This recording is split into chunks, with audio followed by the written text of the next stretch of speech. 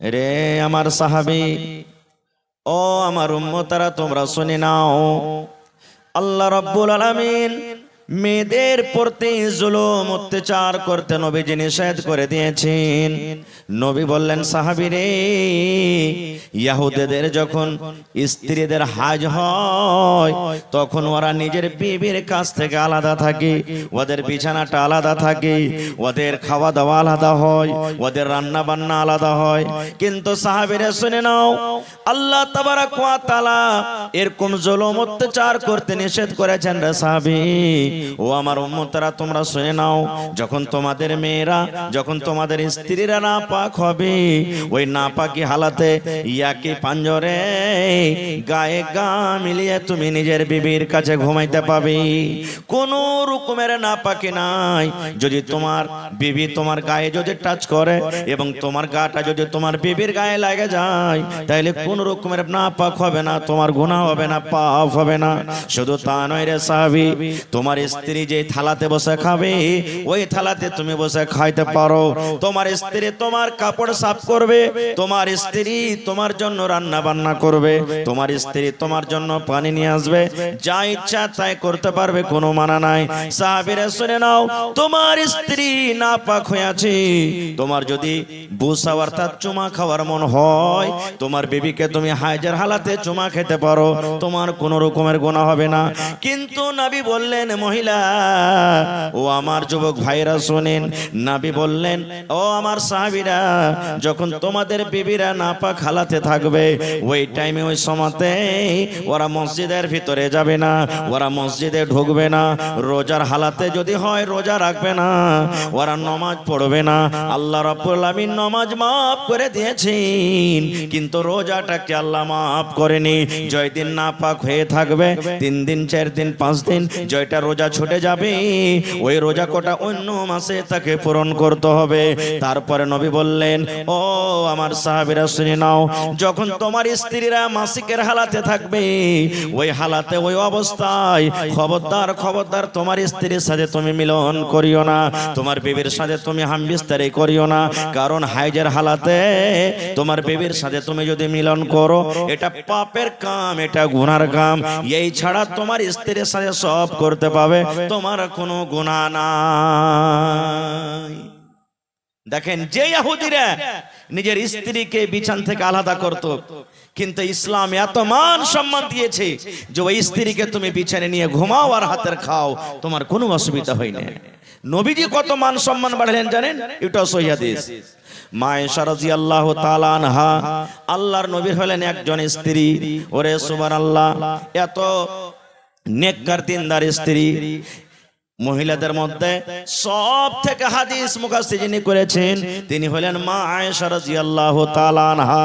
সে মা আয়েশা বলেন, আমি একদিন আল্লাহর নবীর পাঞ্জরে বসে আছি, নবী আমার পাঞ্জরে বসে আছেন, আমি একটা পিয়ালাতে কিংবা আমি একটা গিলাসে করে দুধ নিয়ে আসলাম, নবী আমার পাঞ্জরে কিন্তু বসে আছেন। নবীর সামনে আমি সেই দুধ মুখে লাগিয়ে দিলাম, গিলাসটা মুখে লাগিয়ে দিলাম, এবার আমি দুধ পান করতে লাগলাম কিংবা পানি পান করতে লাগলাম। পানি পান করতে করতে করতে করতে যখন আমি গ্লাসটাকে রেখে দিলাম, দয়ার নবী যেই জায়গাতে আমি মুখ লাগাই, ঠোঁট লাগাই আয়েশা পানি পান করলাম, আমার নবী গ্লাসটা উঠিয়ে নিলেন। আর উঠিয়ে নেওয়ার পর যেই জায়গাতে আমি মুখ লাগাই, ঠোঁট লাগাই আমি পানি পান কিংবা দুধ পান করলাম, দয়ার নবী ওই জায়গাতে মুখ লাগাই পানি পান করলেন। মান সম্মান বাড়লো না, বাড়লো না?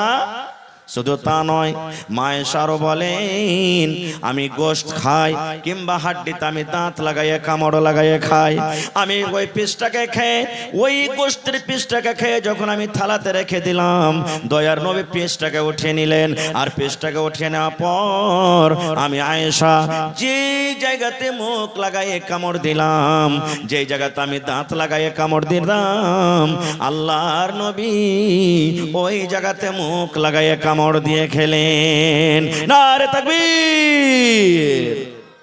এবার মা আয়েশা কি বলছেন শেষের বেলাতে, আমি যে এরকম ভাবে নবীর সাথে খেলাম, আমার কাইন্ডিরা ঝুট্টা জিনিস নবী খেলেন, আমি হাইজের হালাতে, মাসিকের হালাতে আমি ছিলাম। সুবহানাল্লাহ। তাহলে দেখেন ইসলাম ধর্ম মান সম্মান দিয়েছেন দেনি ভাই আল্লাহুস সামাদ। কিন্তু তখনকার ইহুদিরা নিজের স্ত্রীদের নিজের মেয়েদের মান সম্মান দিত না। আজকে আমরা মুসলমান হয়ে মেয়েদের মান সম্মান দিই না। বলবেন কেমন করে? জি, একটা হাদিস শুনেন আরো। আল্লাহর নবী বলেছেন, আদ-দুনিয়া কুল্লুহা মাতা ওয়া খায়রু মাতা'id দুনিয়া আল মারআতুস সালিহা। এই দুনিয়াতে সবথেকে দামি জিনিস কি ভাই? সোনা। সোনা দামি জিনিস না সস্তা? একটু কথা বলেন। দামি জিনিস। চাঁদি, হীরা, মতি, মুক্তা এগুলা দামি জিনিস না সস্তা? ওরে সুবহানাল্লাহ। কিন্তু দয়ার নবীর হাদিস শুনেন, আল্লাহর নবী 1400-1450 বছর আগে এলান করে দিয়েছেন, ও দুনিয়ার মানুষ তোমরা শুনে নাও, সোনা একটা দামি জিনিস, চাঁদি একটা দামি জিনিস। ও আমার সাহাবীরা শুনে নাও, সোনা, হীরা, মতি, মুক্তা যত দুনিয়াতে দামি দামি জিনিস আছে, আল্লাহর নবী বলেছেন সমস্ত দামি জিনিসকে এক সাইডে একদিকে তুমি রেখে দাও, আর যত দুনিয়ার দামি জিনিস আছে এক সাইডে রেখে দাও। সমস্ত দামি জিনিস থেকে হলো সব থেকে বেশি দামি যেটার ব্যাপারে রাসূল বলেছেন আল মারআতুস সালিহা, একটা নেককার নারী, একটা নেককার দিনদার মেয়ে। কারণ সোনা তার আগে ফেল হয়ে যাবে, চাঁদি তার আগে ফেল হয়ে যাবে, হীরা মণি মুক্তা তার আগে ফেল হয়ে যাবে। একটা দিনদার নেককার নারীর আল্লাহ রাব্বুল আলামিনের কাছে যত দাম, একটা দিনদার মেয়ে ছেলের আল্লাহর কাছে যত মার্তাবা, দুনিয়ার সোনা চাঁদির অত মার্তাবা হইতে পারে না। কিন্তু সুবহানাল্লাহ, এই বর্তমান যুগে পৃথিবীতে সব থেকে যদি সস্তা আছে তো একটা বেটি ছেলে। বেটি ছেলে সস্তা নেই ভাই। এই যে পানির বোতল দেখেন স্টেজে আছে, হাফ লিটার খরিদ করতে যাবেন 10 টাকা লিবে। লিবে না? লিবে না? জোরে বলেন, লিবে না? লিবে না? লিবে। একটা সালাই আপনি কিনতে যাবেন 2 টাকা 1 টাকা লিবে। লিবে না? লিবে না? লিবে ভাই মুসলমান। কিন্তু একটা নেককার বেটি ছেলে যাকে বাপ 18 বছর 20 বছর 15 বছর বাড়িতে কত যত্ন করে মানুষ করছে, তার খাওয়ার পরার এলাজ কত কষ্ট করে দিচ্ছে, কিন্তু সেই বেটি ছেলেকে যখন আপনি আনতে যাবেন বিনা টাকাতে আনবেন? বিনা টাকাতে আমরা আনছি জি ভাই? জোরে বলেন, আনছি? বিনা টাকাতে না, আগে টাকা লিছি, টাকা লিছি, আর লেওয়ার পরও কি করছি আপনার এলাকাতে আছে কিনা আল্লাহ জানে। এই আছে না আল্লাহুস সামাদ, সাথে সাথে আরো কি ভুল করছি। আমি ফতোয়া দিতে আসি না ভাই, কিন্তু ইশারাতে একটা কথা বলছি। আচ্ছা বলেন তো, আপনাদের এলাকাতে ধরেন কোন বেটি ছেলের বিয়ে হইলো, 2 লাখ টাকা 2 লাখ টাকা লাগবে, ফয়সালা হয়ে গেল, 2 লাখ টাকা দিয়ে দিল। এবার 10,000 15,000 টাকা মোহর ধার্য হলো, মোহরটা লাগবে তাকে। তো পকেট থেকে তো আমরা সবাই দিই না। কত ভাইকে দেখছি যে হাজি বিহাই 15,000 টাকা তো মোহর লাগবে, তুমি আমাকে 2 লাখ টাকা দিবি করবে, তো 15,000 টাকা কেটে তুমি আমাকে টাকাটা দিও, 15,000 টাকার মোহর হয়ে গেল। এরকম হলো? এরকম হয় না নাকি? হয়েছে। আচ্ছা আজকে বলেন তো, আজকে জালসাটা কিসের? মসজিদের জালসা। জালসাটা কিসের ভাই? মসজিদের জালসা। আমি যদি বলি ভাই কেমন আছেন, 10,000 টাকা দেন, আপনার পকেটে টাকা নাই। এবার গেলেন গ্রামে, গ্রামে যে একটা গাড়ি কিংবা কাহারির বল গরুকে চুরি করে বিক্রি করে আসলে মসজিদে দান করতে হবে, চল, আর দিয়ে দিলেন, নেকি পাওয়া যাবে? নেকি পাওয়া যাবে? পাওয়া যাবে না। খুব তো ওইখানে যে গুন্ডাগার্দি হয়ে গেল রে ভাই, ওখানে চুরি হয়ে গেল। এক তো জাহেজ পণ লওয়াটা হারাম, শরীয়তের নিগাতে হারাম, হারাম। আর ওই হারামের টাকা দিয়ে একটা জায়েজ জিনিসকে, যেটা শরীয়তে বিহাতে মেন জিনিস হলো মোহর, যাকে আদায় করতে আল্লাহ রাসূল বলেছেন, সেই মোহরটা আমরা দিয়ে স্ত্রীকে হালাল করব, সেটাও তো আমরা হারামি টাকা দিলাম। তো ভাই আমার, মেয়েদের মান সম্মান কোথায় আমরা রাখলাম? মানটা রাখলাম আমরা কি? মান রাখলাম না আমরা। ভাই রে, আমার টাইম খুব শর্ট, আর একটা হাদিস আপনাদের সামনে রাখি ভাই মুসলমান। আজ থেকে নিয়ে 1400-1450 বছর আগে মক্কার লোকেরা, মক্কা নগরে কেউ কেউ, সবাই নাই, সব মানুষ খারাপ নয়, কোন কোন মানুষ কি করত, নিজের বেটিকে, জিন্দা বেটিকে দফন করত। জিন্দা বেটিকে মাটিতে দফন করত, পুঁতে দিত, জীবিত বেটিকে দফন করত। কেমন করে? ইমাম বাগাবী রাহমাতুল্লাহ আলাইহি বলেন যে আল্লাহ তাবারাক ওয়া তাআলা কোরআনে বলছেন, ওয়া ইযা বুশিরা আহাদুহুম বিল উনসা জল্লা ওয়াজহুহু মুসওয়াদ্দান ওয়া হুয়া কাযীম। ওরে সুবহানাল্লাহ, যখন মক্কা নগরে ওই মক্কার জমিনে যখন তারা খবর পেত, ওরে আল্লাহ কি খবর, যে তার বাড়িতে মেয়ে জন্মগ্রহণ হয়েছে, বেটি জন্মগ্রহণ হয়েছে, ওই বাবা শরমের কারণে, লজ্জার কারণে গ্রামের ভিতরে হাঁটতে পারত না, দোষ বন্ধুর সামনে বসতে পারত না, গ্রামে হাঁটতে পারত না। আল্লাহকে আমাকে শ্বশুর বলবে, কাকে আমি জামাই বলবো। আল্লাহ এরকম ভাবে লোকেরা আর দিত, গ্রাম দিয়ে যদি লোকটা হেঁটে যেত, মানুষেরা দেখিয়ে দেখিয়ে বলতো, দেখ রে দেখ, এটা হলো বেটির বাপ, এটা হলো মেয়ের বাপ, এটা কন্যার বাপ হেঁটে যায়। এরকম ভাবে লোকেরা তানা দিয়ে কথা বলতো।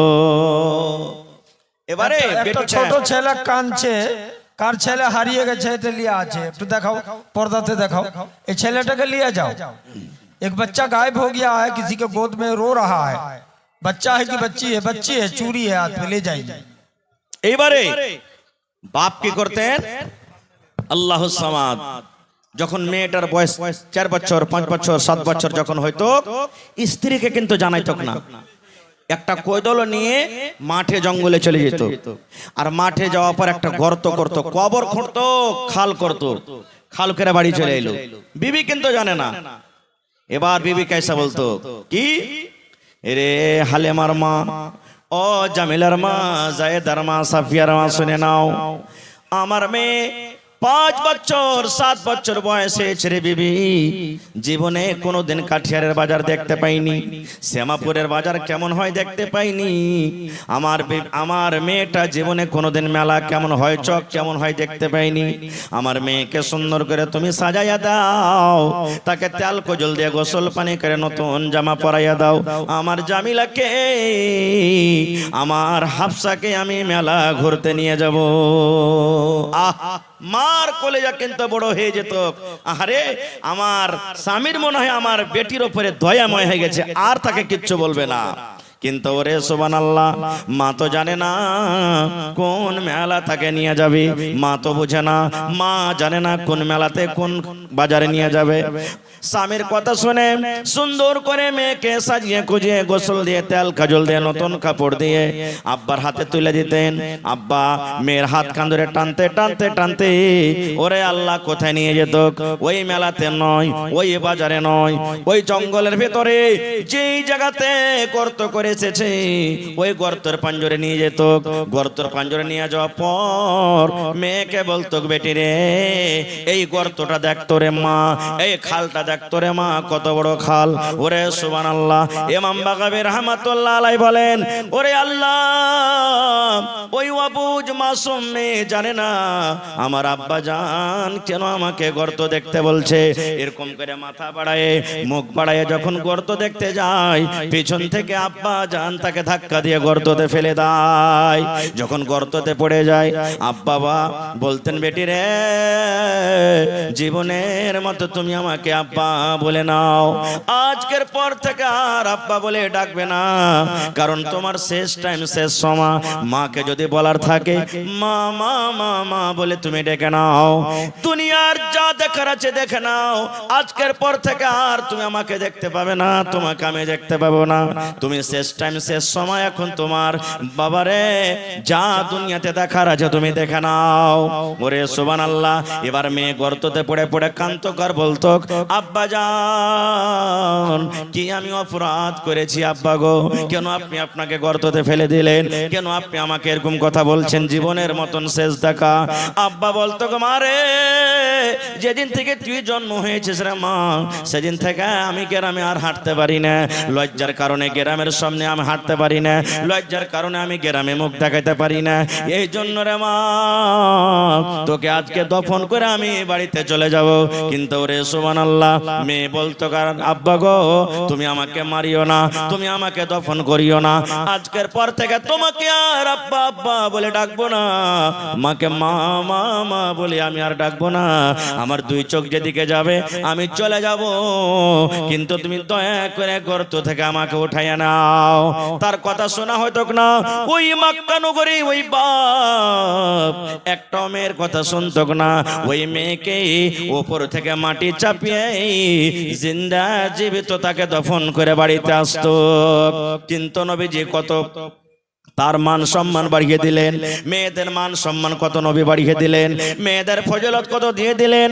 আল্লাহর নবী বললেন, ও বেটির বাবা, ও মেয়ের বাবা, তোমরা শুনে নাও, আল্লাহ রাব্বুল আলামিন তাকে দুইখানা মেয়ে দিয়ে আজমাইশ করেছেন। আল্লাহ রাব্বুল আলামিন দুইখানা বেটি দিয়ে যাকে পরীক্ষা করেছেন। ওরে সুবহানাল্লাহ, ও বেটির বাবা তুমি খুশি হয়ে যাও, খুশি হয়ে যাও। আল্লাহর নবী বলেছেন, যার বাড়িতে মেয়ে জন্মগ্রহণ হয়েছে ওই বাপ যদি মুখখানাকে ভারী না করে, ওই বাবার যদি মুখখানটা কালো না হয়ে যায়, ওই বাবা যদি আফসোস না করে, আল্লাহ কেন তুমি আমাকে মেয়ে দিয়েছ, আল্লাহ ছেলে কেন দাওনি, হাসি মুখে আল্লাহ যেটা দিয়েছে আল্লাহর হাজার হাজার শুকর। ওই মেয়ের লালন পালন করে মেয়েকে বড় করে যতদূর পারলো শিক্ষা দিয়ে ভালো ঘর ভালো পর দেখে তার যদি বিয়ে লাগিয়ে যেতে পারে, আল্লাহর নবী বলেছেন, ও মেয়ের বাবা আর আমি নবী জান্নাতের ভিতরে যাব রে, জান্নাতের ভিতরে যাব। ওই বেটির বাবা আর আমি নবী জান্নাতের ভিতরে যাব। কত দূরে দূরে থাকবো জান্নাতের ভিতরে, জান্নাতে গিয়ে কত দূরে দূরে থাকবো। তয়ার নবী এই দুটা অঙ্গলকে ইশারা করে বললেন, ও আমার উম্মতরা শুনে নাও, ও আমার সাহাবীরা তোমরা শুনে নাও, এই দুটা লোক যেমন পাশাপাশি হয়ে আছে, এই দুটা লোক যেমন পাঞ্জরে পাঞ্জরে হয়ে আছে, আমি নবী আর ওই মেয়ের বাবা জান্নাতের ভিতরে পাশাপাশি হয়ে থাকবো। নারে তাকবীর। দেখেন কত মান সম্মান বাড়িয়ে দিলেন। তাহলে আমার মনে হয় এই মজলিসে যত মানুষ আছেন প্রত্যেক মানুষের বাড়িতে বেটি আছে, আছে না নেই? জোরে বলেন, আছে না নেই? কাহরে একটা, কাহরে দুটা, কাহরে তিনটা, কাহরে পাঁচটা, এরকম ভাবে কত লোক এমন আছে একটাও আল্লাহ তাকে এখনো বেটি দেয়নি, শুধু বেটা। কত লোক এমন আছে যে একটাও বেটা দেয়নি, শুধু বেটি। এরকম মানুষ দুনিয়াতে আসে না নাই? যার তিনটা চারটা বেটি হয়ে গেল ভাই, ও শাশিতে ঘুঁচা মারবে, রে মরার বেটা মরা, রে গোলামের বেটা গোলাম, তুই কোন মায়ের লোককে নিয়ে শেষ করিয়া ইহুদমের বেটিকে তালাক করতে ছেড়ে দে। যা গালা বলবে, নন বলবে, তোর নিয়ত দেখে, এরে মাগি তোর নিয়ত দেখে আল্লাহ তাআলা তোকে শুধু বেটি দিয়েছে, বেটা দেন, তুই জীবনে কোনোদিন বেটার মুখ দেখতে পাবি না। ভাইরে, আল্লাহ তাআলা কোরআনে সূরা শুরাতে বলছেন যে আমি আল্লাহ তাআলা যাকে ইচ্ছা করি বেটা দান করি, আমি আল্লাহ তাআলা যাকে ইচ্ছা করি বেটি দান করি, আমি আল্লাহ তাআলা যাকে ইচ্ছা করি বেটা বেটি দুটাই দান করি, আমি আল্লাহ তাআলা যাকে ইচ্ছা করি তাকে বাঁঝ করে রাখি, একটাও সন্তান দিই না। তাহলে বেটি দেওয়ার মালিক কে ভাই? জোরে বলেন। বেটা দিয়েছেন কে? আল্লাহ। আর বেটা বেটি দুজনই দিয়েছেন কে? আর আল্লাহ কাউকে কিচ্ছু দেয় না কে? হ্যাঁ, তাহলে যাকে বান যারা আছে একটা ছেলে পিলা হয় না, রাগ করে এই কথাটা কহিয়ে দেন না, শালা তোর দিলে রহম নেবে ওই লিগে আল্লাহ তোকে একটা ছেলে দেন। এগুলা ভুল, ভুল। আর ভাইরাকে বলবো যার বাড়িতে বেটি হয়েছে যে স্ত্রীর পেট থেকে তাকে গালি দিবেন না। আর একটু কথা বলে দিই, 1 মিনিটে লম্বা ঘটনা, ওদিকে যাব না।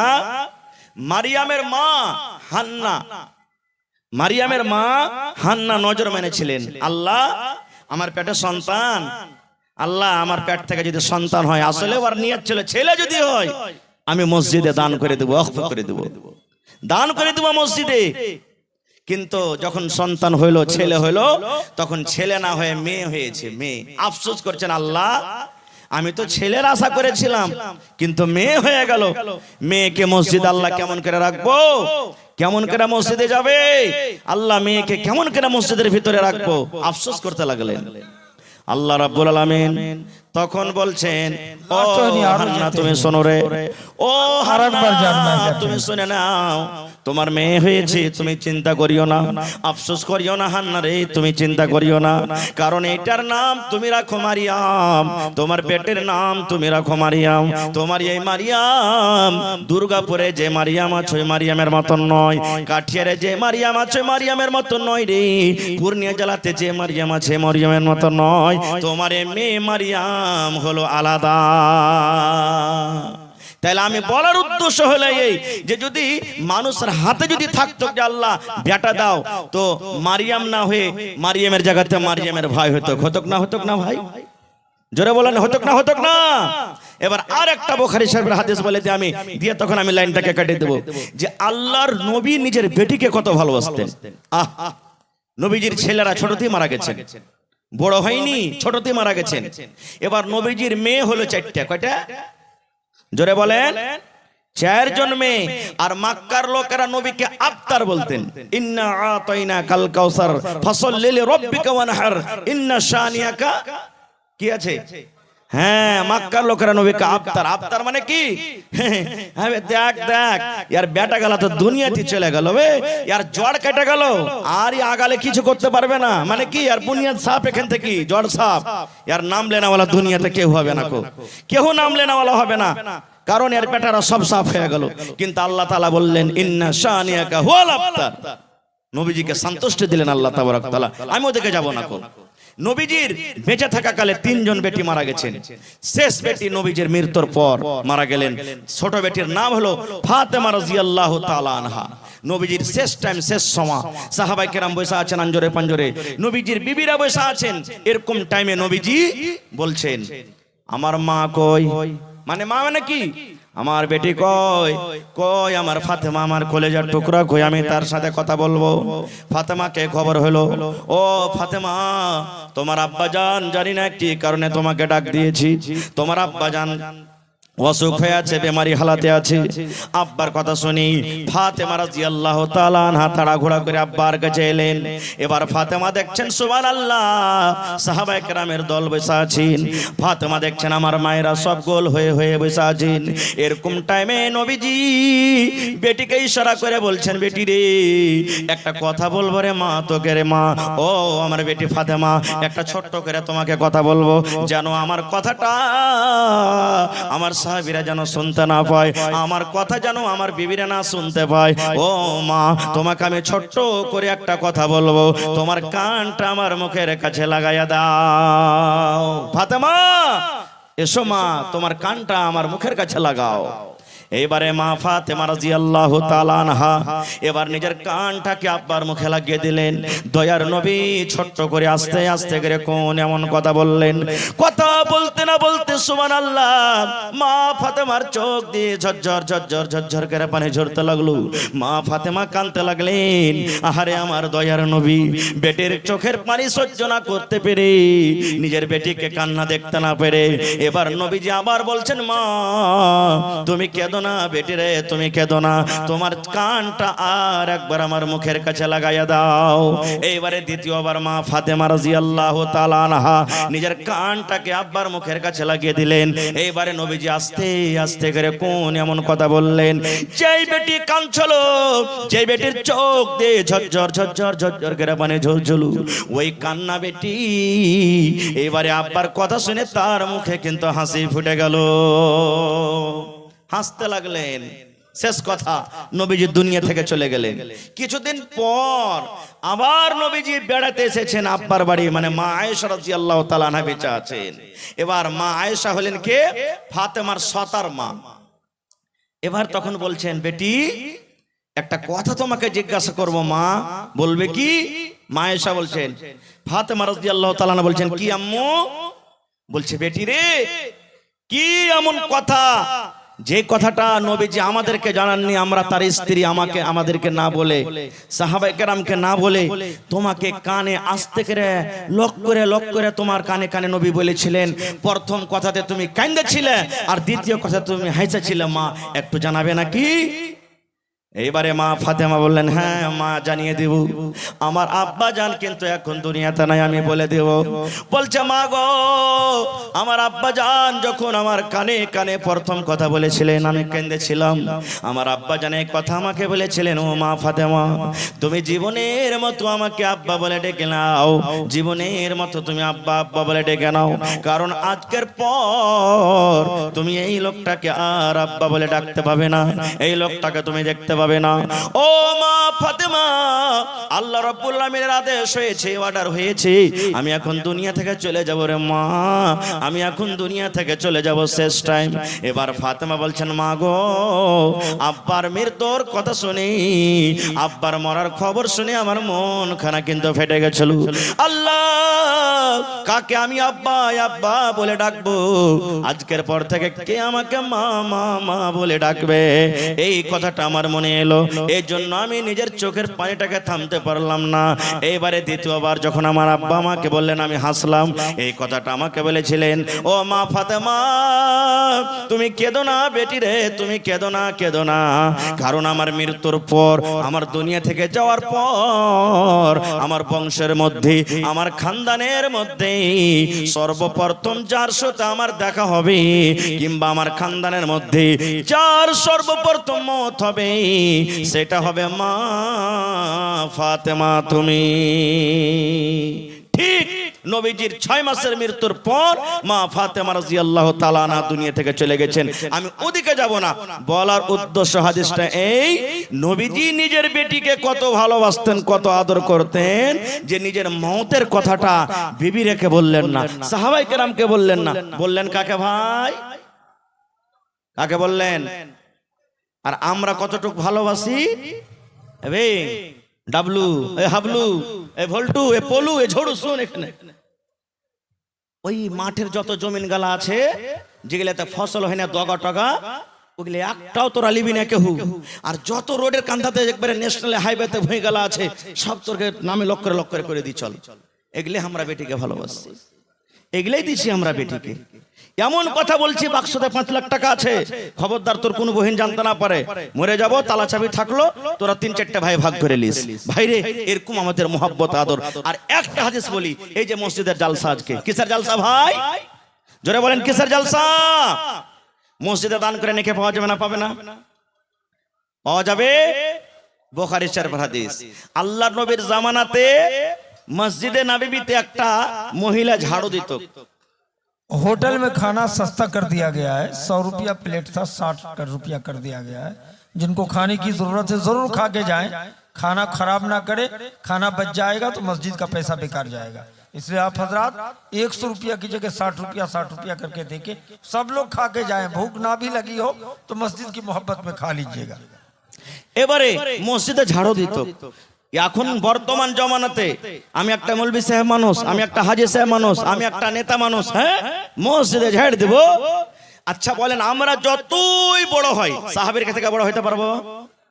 জোরে বলেন, পারবো? কারণ আল্লাহ তাদের ব্যাপারে বলছেন, রাদিয়াল্লাহু আনহুম ওয়া রাযু আনহু, এত বড় আল্লাহ তাদেরকে খুশখবরি দিয়ে দিয়েছেন। এবার আল্লাহ নবীর জামানাতে একটা মহিলা মসজিদ ঝাড় দিত, সাফ করত, মসজিদে ঝাড়ু দিত। হঠাৎ করে নবীজি একদিন দেখছেন, নাই দেখতে পায় না তাকে, মসজিদে দেখতে পায় না তাকে। এবার সাহাবায়ে কেরামকে জিজ্ঞাসা করলেন, হাগো ওই ঝাড়ুদারনিটা কোথায় গেছে নাকি মসজিদে? কই দেখতে কেন পাই না? তো সাহাবীদের মধ্যে কোন লোক বলেন, হুজুর ও তো মারা গেছে, মরে গেছে ও। তো বলছেন যে ওর কাফন দাফনের টাইম কখন করেছো? বলছে যে হুজুর ওকে তো রাতের বেলাতে আমরা দফন করে দিয়েছি। আল্লাহ রাসূল বললেন যে আমাকে যে খবর করনি তোমরা? বলছে সামান্য একটা মসজিদের ঝাড়ুদার নেই, মসজিদে ঝাড় দিত, ছোটখাটো কাম করত। যেমন এই বর্তমান যুগে ইমামের আমরা ভ্যালু দিই না, যেমন এই বর্তমান যুগে কখন ভ্যালু দিব? যখন খালি বিহা পড়ার টাইম লাগে, মৌলবীর দর কাছে ডাক, তারপরে সব সময় ওকে আমরা কোনো আহমিয়ত দিই না। এবারে নবী বললেন যে তোমরা যে ওকে দাফন করলে তা আমাকে কেন জানাওনি? বলছে হুজুর ও সামান্য একটা মসজিদের ঝাড়ুদার নি, মসজিদে ঝাড় দিত, ছোটখাটো কাম করত, তা আপনাকে কি কষ্ট দিব? আমি রাইতে করে দিয়েছি। ওরে সুবহানাল্লাহ! যখন কথাটা শুনলেন আল্লাহর নবী রেগে গেলেন। রেগে যাওয়ার পর বলে, চলো কোথায় ওকে মাটি দিয়েছো আমাকে দেখাও, কবরটা দেখাও, কোথায় মাটি দিয়েছো। ওরে সুবহানাল্লাহ! জীবনের প্রথমবার নবীজি ওই লাশটাকে, কবরটাকে সামনে করে জানাজার নামাজ পড়লেন। এই হাদিসটা থেকে আমরা কি বুঝতে পারলাম? নবীজি একটা মসজিদের ঝাড়ুদারনির মান সম্মান কত বাড়িয়ে দিলেন। এবার আপনাকে বলবো, যদি মসজিদের একটা ঝাড়ুদারনির মান সম্মান এত হয়, তাহলে মসজিদে যারা দান করে তাদের মান সম্মান কত? মসজিদে যারা দান করে ওদের সম্মান যদি বড় বেশি হয়, তাহলে যারা মসজিদে নামাজ পড়ে তার মান সম্মান কত ভাই? এই মানে আল্লাহ রাসূল সাল্লাল্লাহু আলাইহি ওয়াসাল্লাম এলান করে দিয়েছেন, মান বানা লিল্লাহি মাসজিদান বানাল্লাহু লাহু বাইতান ফিল জান্নাহ। ও আমার উম্মতেরা, তোমাদের মধ্যে যে আল্লাহকে রাজি করার জন্য এখানটা মসজিদ বানাবে, আল্লাহ তাবারাক ওয়া তাআলা তার জন্য জান্নাতের ভিতরে এখানটা ঘর বানিয়ে দিবে। সুবহানাল্লাহ! ভাইরে, আমার টাইম 40 মিনিট মনে হয় হয়ে এলো, বেশি আমি নিব না আপনাদের কাছে সময়, আর মাত্র 5 থেকে 10 মিনিটের মধ্যে ভাই আজকে এই জালসাতে দেখি কোন আল্লাহর বান্দা আছেন যার বাড়িতে বেটি আছেন, বেটিকে স্মরণ করে বেটির প্রতি মহব্বত মায়া দেখে বেটিকে ভালোবাসি, আজকে আল্লাহকে দেখান যে আল্লাহ দেখো সত্য আমরা বেটিকে ভালোবাসি, বেটির পরে আমরা কোনো দুঃখ করি না, কোনো আফসোস করি না, বেটিকে স্মরণ করে ভাই বেঁচে আছে কিংবা দুনিয়া থেকে চলে গেছেন। দেখি ভাই আমার যত লোক এখানে আছেন, 1 টাকার 1000, 2 টাকার 1000, 5000, 10000, 50000, এবং যদি কেউ চাহেন যে আমি 1 কাঠা জমিন দান করব, 1